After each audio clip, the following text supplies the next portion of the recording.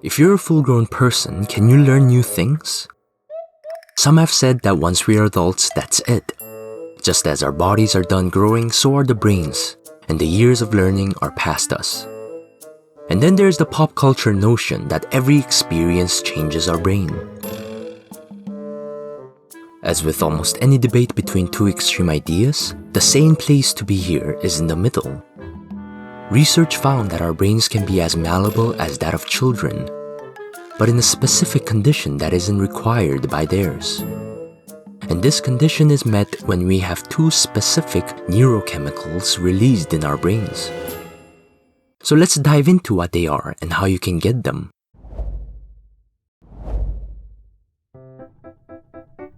The first is epinephrine, also known as adrenaline. It's the chemical associated with alertness.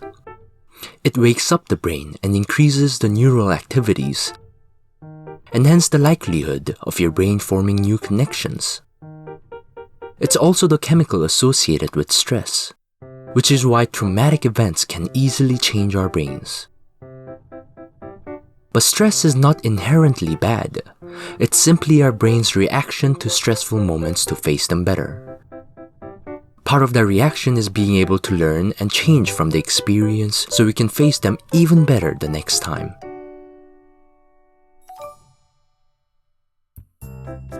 That's why when survival is in question, our brains can change easily.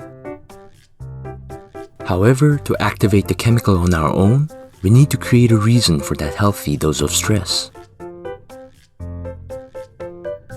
Your life may not be on the line, but here's where your perspectives can become very important.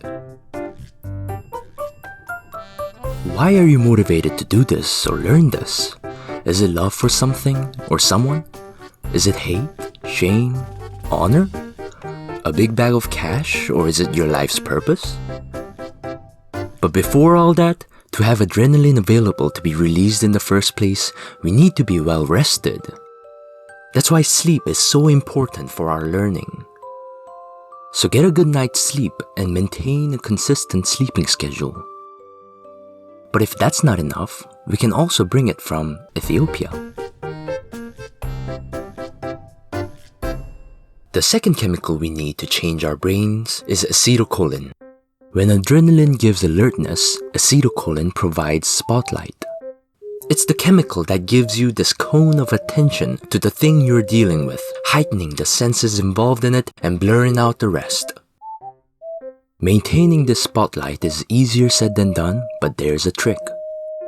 Changes in our brain often follows changes in our behavior, which means we can achieve mental spotlight with sensory spotlight. When you see pianists tilting their heads towards the sound, or musicians close their eyes, this is to put a sensory spotlight on the tune. It helps them focus. But for most of what we do, our primary sense is our vision. So in order to keep acetylcholine flowing in our system, we need to keep our eyes on the work, or whatever we are dealing with that is important to us. I know it sounds obvious and easy, but studies found that we underestimate how much we divert our eyes when we're working. Which means we underestimate how much we can improve our focus by practicing to hold our eyes on the work. The easiest way to start on that is by getting rid of those distractions that call for your attention. This guy doesn't even blink, because studies found that even blinking less helps. By the way, this is Dr. Andrew Huberman, and he's the source of all this great information, and I learned so much from this guy, so check out his channel.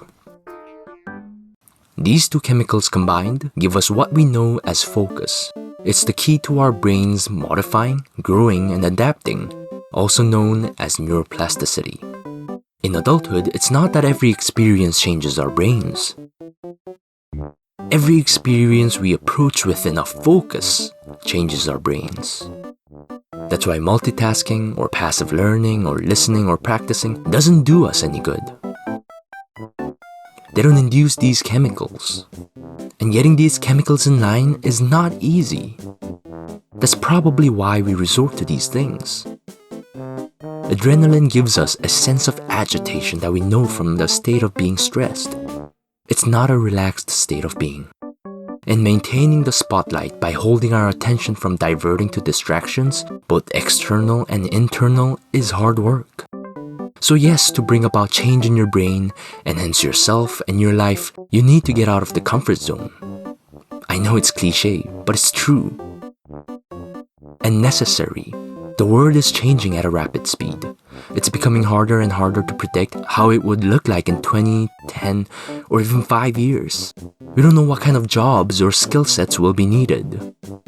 Therefore, our key to survival and success in this century is constant learning, adapting, and growing, which does not and should not stop once we turn 25.